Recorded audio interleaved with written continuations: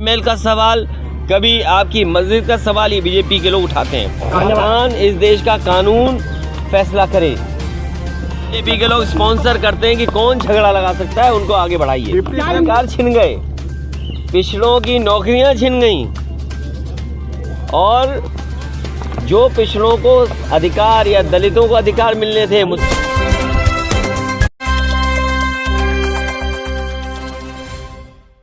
जय हिंद, मैं मोहम्मद तौफीक BTS news and TV channel में आपका इस्तकबाल करता हूं।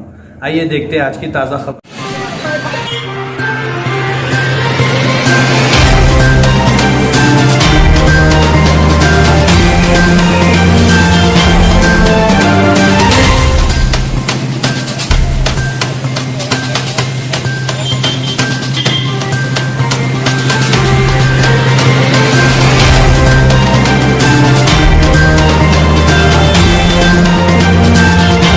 भरा हुआ ट्रक पकड़ा था, हालांकि इन्होंने नहीं पकड़ा था। इनको जानकारी मिली कि EVM जा रही हैं और रूमर ये था कि EVM बदली जाएंगी। ये समाजवादी साथी लोकतंत्र बचाने के लिए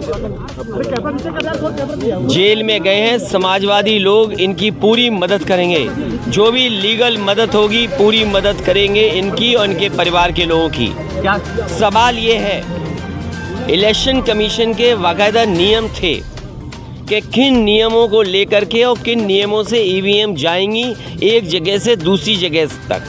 और जिस समय इन नौजवानों ने और समाजवादी पार्टी और तमाम संगठनों ने आवाज़ उठाई थी, उस समय इलेक्शन कमीशन ने भी स्वीकार किया था कि गलती हुई है और उस समय के वहाँ के अधिकारियों के खिलाफ कार्रवाई करने की बात भी की गई थी, क्योंकि EVM का एक जगह से और दूसरी जगह तक जाने के लिए उसके नियम हैं। जब तक आप पॉलिटिकल पार्टीज़ को और जो प्रत्याशी चुनाव लड़ रहे हैं उनको नहीं बताएंगे, तब तक आप EVM का ट्रांसपोर्टेशन नहीं करेंगे। उनकी जानकारी के बिना EVMs को नहीं कर सकते। उस समय भी अधिकारियों पे कार्रवाई करने का फैसला इलेक्शन कमीशन ने लिया था। ऑब्जर्वर भी दूसरी जगह से आए थे। ये निर्दोष लोग हैं और न केवल ये निर्दोष लोग हैं, प्रशासन ने 600 से ज़्यादा लोगों के नाम अज्ञात में डाले हैं और अज्ञात में इसलिए डाले हैं कि किसी भी समाजवादी साथी को परेशान किया जा सके।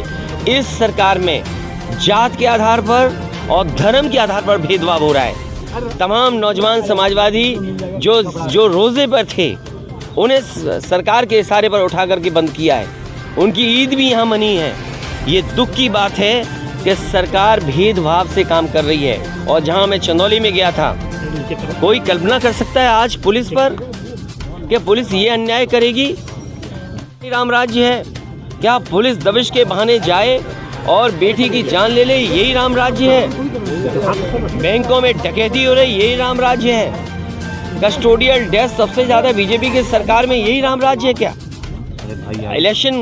इलेक्शन खत्म हो गया, अलग जगह है, लेकिन लोगों को परेशान करने का काम इस सरकार में हो रहा है। क्या कहेंगे?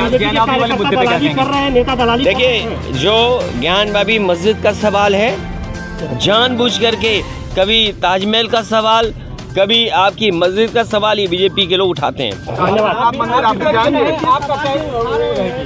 इस देश का संविधान, इस देश का कानून फैसला करे और स्पॉन्सर करके चलाते हैं। बीजेपी के लोग स्पॉन्सर करते हैं कि कौन झगड़ा लगा सकता है, उनको आगे बढ़ाइए। लगातार हमलावर है समाजवादी पार्टी पर, तो उन्हें सफाई में समाजवादी पार्टी की सरकार में सफाई में डांस कार्यक्रम होता था, बीजेपी की सरकार में विकास के कार्य हो रहे हैं।